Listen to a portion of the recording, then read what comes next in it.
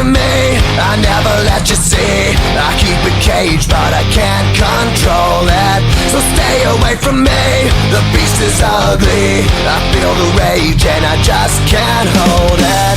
It's scratching on the walls, in the closet, in the halls. It comes awake and I can't control it. Hiding under the bed, in my body, in my head. Why won't somebody come and save me from this? Make it end. I feel it deep within, it's just beneath the skin. I must confess that I feel like I'm